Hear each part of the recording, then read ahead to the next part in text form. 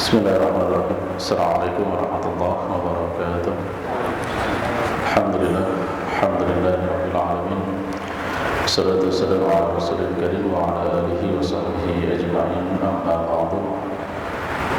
Nawaitu ta'allum wa ta'lim wal ifada wal istifada wal hasa ala tamassuki bi kitabillahi wa sunnati rasulih wal du'a ala huda wal dalalata ala khair wa ittiba'a mardatihi wa qurbihi wa sawabihi subhanahu wa ta'ala.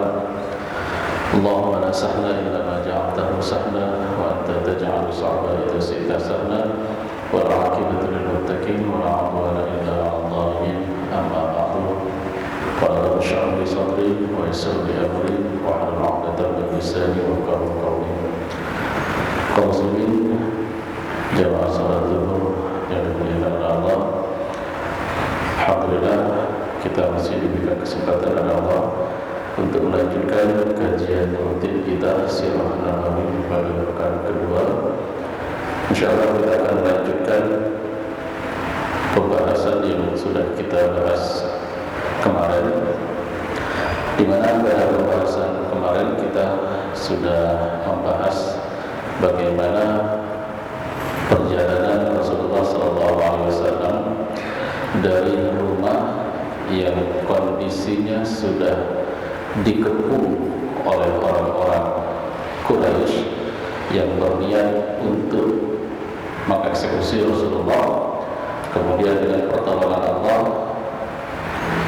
apa yang mereka rencanakan itu gagal, sampai kemudian Rasulullah SAW berjalan menuju ke arah selatan, tepatnya menuju ke Gua Thur, ditemani oleh Sayyidina Abu Bakar As-Siddiq radhiyallahu anhu.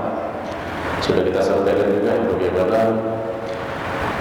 kejadian ataupun apa yang terjadi di dalam Gua Thur saat Sayyidina Abu Bakar berupaya untuk mempertahankan dan melindungi Rasulullah dari bahaya, dalam hal ini adalah binatang melata, dan bagaimana sikap daripada Rasulullah SAW dan apa yang dilakukan oleh Rasulullah saat mengetahui bahwasanya sahabatnya saat itu terancam nyawanya.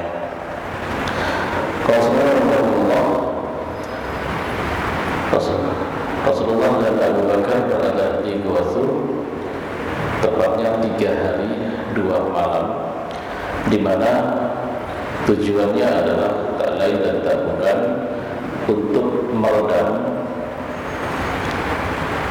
kegemparan yang terjadi di kalangan Quraisy, di mana rencana yang sudah mereka susun dengan detail ternyata berakhir dengan mengecewakan, dan tentunya itu akan membuat mereka nekat melakukan segala sesuatu. Dan selama kegemparan itu masih terjadi, kehebohan itu masih terjadi, tentunya akan sulit bagi Rasulullah untuk melakukan perjalanan dengan cara yang aman. Kita kembali sejenak ke kota Makkah setelah Rasulullah sampai ke Gua Thur dalam kondisi aman, dan kita lihat kondisi orang-orang yang mengepung rumah Rasulullah, di mana saat itu mereka mendobrak rumah Rasulullah dan mendapati bahwasanya orang yang mereka duga target yang sedang tidur, ternyata yang sedang tidur tersebut adalah orang lain, yaitu Sayyidina Ali bin Abi Thalib. Melihat hal tersebut, maka tidak ada cara lain kecuali mereka kemudian menyeret Sayyidina Ali, diseret dari tempat tidur Rasulullah sampai ke depan Ka'bah. Lalu di sana diinterogasi, dipukulin sampai berdarah-darah. Tapi Sayyidina Ali kukuh dan mengatakan, saya semalam memang disuruh untuk tidur di sana, tapi kalau untuk arah saya tidak tahu. Maka setelah mereka putus asa menginterogasi Sayyidina Ali, akhirnya mereka memutuskan untuk mendatangi rumah sahabat Abu Bakar, karena mereka tahu Muhammad, Ali, dan Abu Bakar ini adalah orang yang tersisa, dan tentunya satu sama lain terhubung dengan kejadian ini. Maka mereka datang dan mendapati saat itu yang membukakan pintu adalah Sayyidah Asma binti Abu Bakar. Begitu Abu Jahal melihat Asma membuka pintu, maka tanpa basa-basi dia langsung bertanya, "Mana ayahmu?"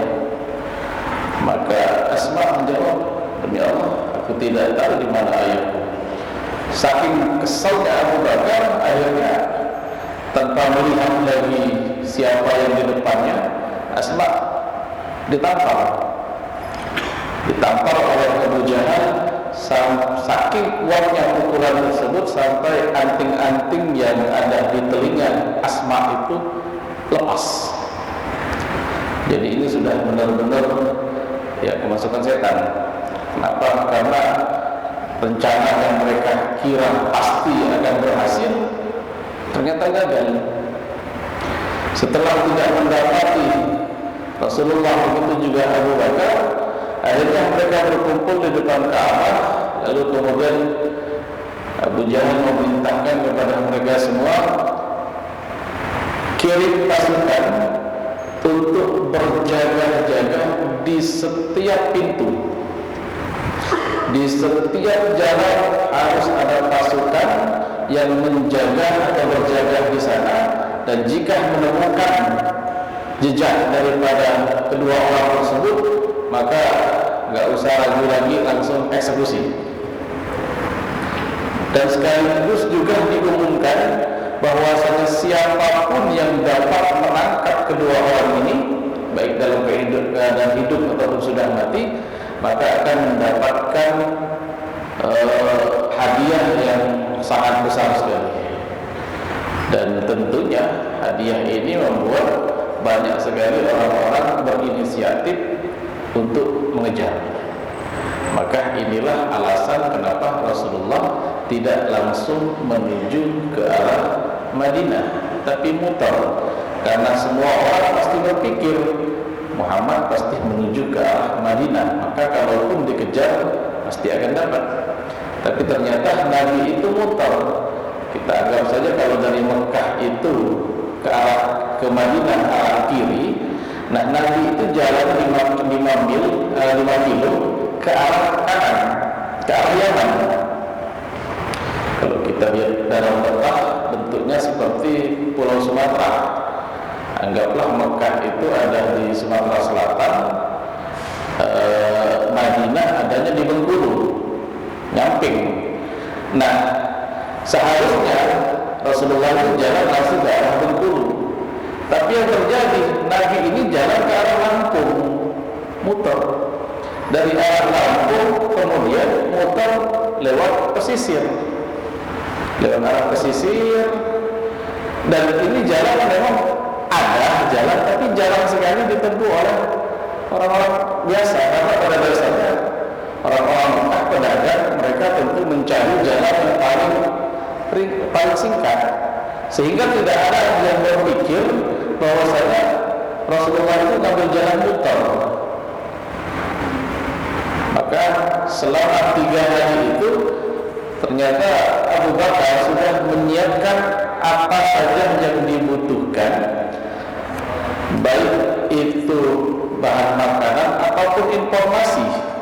Pada saat ia mendapatkan kabar bahwasanya Rasulullah mengajaknya melakukan perjalanan hijrah, maka ia meminta kepada anaknya Abdullah bin Abi Bakar untuk mematah-matahi. Jadi Abdullah bin Abi Bakar ini pada saat itu ada yang mengatakan belum masuk Islam, ada yang mengatakan menyembunyikan keislaman dan lain sebagainya. Yang jelas saat itu orang-orang Quraisy tidak mengira bahwasanya Abdullah bin Abi Bakar ini mata-matanya Abu Bakar. Jadi Abdullah bin Abi Bakar, Asma itu tahu bahwasanya perjalanan Nabi ini menuju Ghafur. Nah, Abdullah ini setelah Abu Bakar berjalan, dia bergabung dengan orang-orang Quraisy, cari info apa yang mereka rencanakan dan lain sebagainya.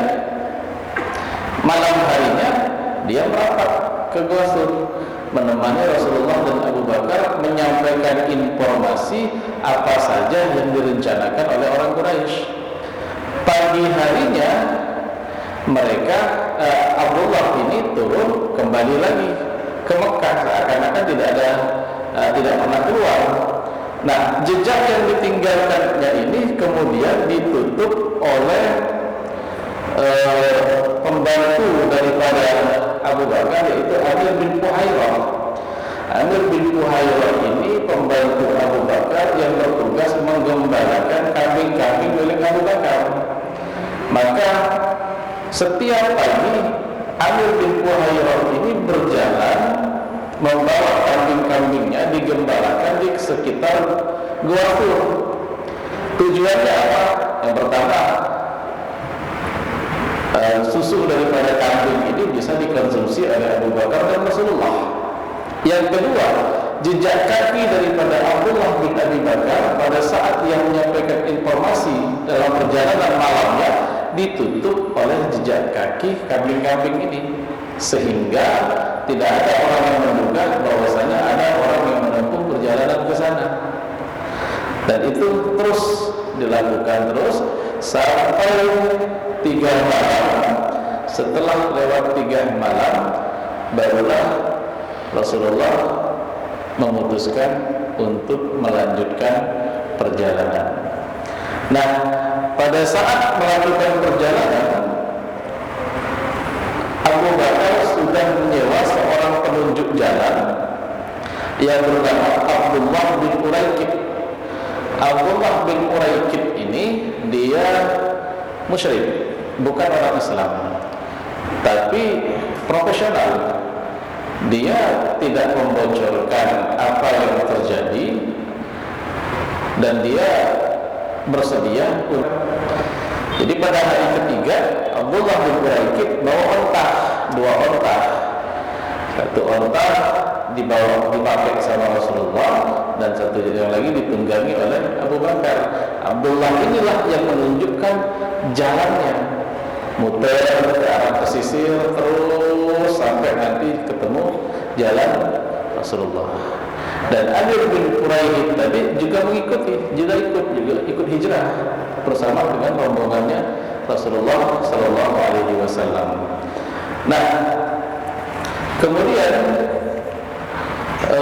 apakah perjalanan Rasulullah ini sama sekali tidak ketemu dengan orang-orang?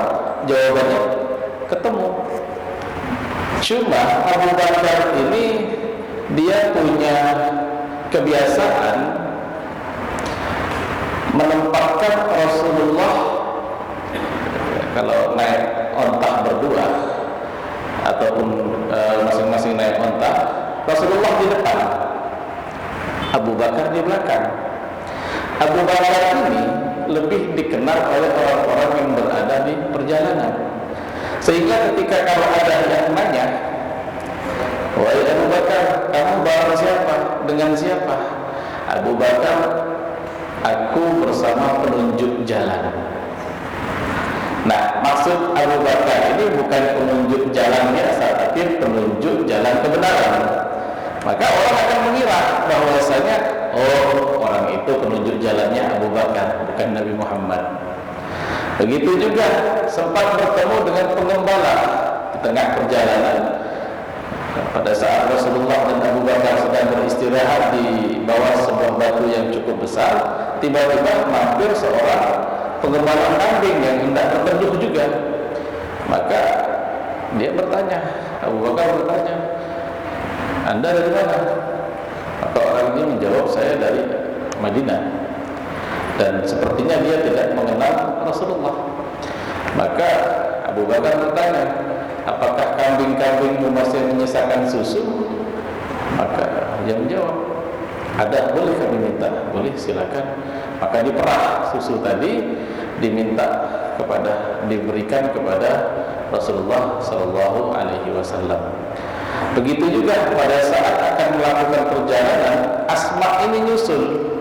Asma saat itu dalam kondisi hamil besar. Namun dia bertugas untuk mengantarkan langsung makanan Rasulullah dan Abu Bakar yang akan menjadi bekal perjalanan mereka. Pada saat dia sampai ternyata lupa bawa pengikat, maka Asma kemudian berinisiatif mengambil tali pinggangnya, dibelah dua, kemudian satu dijadikan pengikat ransum tersebut dan satunya dijadikan kembali tali pinggang. Maka sejak itulah Rasulullah memberikan julukan kepada Asma dengan Zatun Nitaqa ini, wanita yang memiliki dua tali pinggang. Nah, bahkan pada perjalanan ini sebenarnya Rasulullah juga sempat terancam, karena Rasulullah ini rombongan berempat cukup menarik perhatian meskipun arahnya dari pesisir. Beberapa orang yang berlintasan dengan Rasulullah mengenal Abu Bakar, tapi tidak terlalu yakin dengan Rasulullah, sehingga kemudian pada saat itu mereka berbisik-bisik di antara mereka. Salah satunya didengar oleh Suraqah bin Malik ini mendengar teman-temannya bilang, Suraqah, sepertinya aku melihat arah pesisir pantai, arah Laut Merah itu ada rombongan, sepertinya itu Muhammad itu. Nah, Suraqah ini yakin dari ciri-ciri yang disebutkan itu memang rombongannya Nabi. Cuma dia nggak kasih tahu. Kenapa? Karena dia pengen ngambil hadiahnya. Wah, ini kalau saya iyakan nanti pada ikut semua nih. Ya udah, enggak, itu bukan rombongannya Muhammad, tidak mungkin. Ciri-ciri itu bukan Muhammad banget lah itu. Orang lain tuh, paling rombongannya si Fulan. Memang mereka ada bisnis di arah situ. Sehingga orang-orang pun akhirnya tidak menyebarkan karena dianggap itu bukan rombongan Nabi. Padahal benar itu rombongan Nabi. Nah, setelah orang-orang tidak membahas itu lagi, Suraqah pamit lalu menaiki kudanya, membawa tombak dan pedang serta busur, siap nangkap, karena hadiahnya hidup atau mati tetap dapat hadiah. Begitu sudah mendekat, qadarullah, Allah mengirim angin yang mengantar debu, sehingga Suraqah yang sudah siap untuk memanah itu nggak bisa manah. Akhirnya dia mendekat lagi, mendekati kudanya, sampai kemudian dalam jarak tembak dia berusaha lagi untuk, wah ini udah bisa, tinggal panah selesai. Tapi lagi-lagi debu yang tebal itu terbang, nggak menutupi arah tembakannya, sehingga kemudian dia mendekat lagi. Pada saat sudah semakin dekat dengan Rasulullah, dia memutuskan, wah ini tombak aja, kalau enggak dibacok aja. Tiba-tiba kaki depan kudanya Suraqah ini terprosok ke dalam pasir, bukan setengah tapi keseluruhan kakinya, sehingga Suraqah ini terpental jatuh. Nah, pada saat itu dia sadar, wah ini sepertinya memang tidak bisa didekati. Maka kemudian Suraqah mengatakan, maafkan aku, silakan kalian pergi. Apapun yang kalian mau, aku punya bekal, silakan ambil. Tapi Rasulullah cuma bilang, satu saja kami minta, rahasiakan ini. Maka Suraqah merahasiakan pertemuannya tersebut dan sama sekali tidak menyinggung hal tersebut kepada orang-orang musyrik yang sampai saat itu pada dasarnya masih mencari dan masih menjanjikan hadiah-hadiah tersebut. Dalam perjalanan ini juga Rasulullah SAW melewati tenda tempat daripada seorang wanita yang dikenal dengan Ummu Ma'bad. Ummu Ma'bad ini terkenal sebagai wanita yang sangat sabar, sangat tekun dan sebagainya. Dan biasanya dia itu siapapun yang lewat selalu diminta untuk mampir dan diberikan makan dan minum. Maka lewat Rasulullah dalam kondisi pada saat itu sudah mulai haus, lapar, maka dihampirilah perkemahannya Ummu Ma'bad ini, lalu bertanya, wahai ibu, apakah di sini ada yang bisa kami minum atau kami makan? Maka Ummu Ma'bad bilang, saya punya kambing, tapi dalam kondisi kambingnya ini sudah kurus kering, kelenjar susunya itu sama sekali tidak keluar susu. Kalau memang kalian bisa, ya silakan diperah, ambillah sesuka kalian. Maka kemudian Rasulullah SAW meminta bejana, apa namanya istilahnya, ember gitu. Maka begitu Rasulullah memegang kelenjar susu milik kambing yang kurus kering ini, maka mendadak keluar air susu yang sangat deras. Saking derasnya, sampai ember yang dipakai tadi tidak cukup untuk menampung air susu tadi. Maka Rasulullah meminta ember yang lain, wadah yang lain, sampai semua wadah terisi dengan air susu. Padahal kambingnya kurus kering.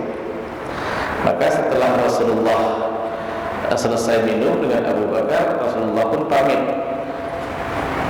Setelah suami Ummu Ma'bad pulang, dia bertanya, ini susu dari mana? Maka Ummu Ma'bad bilang, dari kambing kita. Gimana bisa memerah susu sebanyak ini, sementara kambingnya saja, dagingnya juga ada? Maka Ummu Ma'bad cerita, wahai, tadi ada dua orang datang, yang satunya wajahnya sangat teduh sekali, ceritakan fisik Rasulullah. Kemudian mereka meminta untuk minum, tapi kukatakan tidak ada air susu, kalau mau silakan diperah saja kambing itu. Nah, mereka memerah dan hasilnya seperti ini. Maka Ummu Ma'bad mengatakan, itu orang yang dicari oleh orang Quraisy. Demi Allah,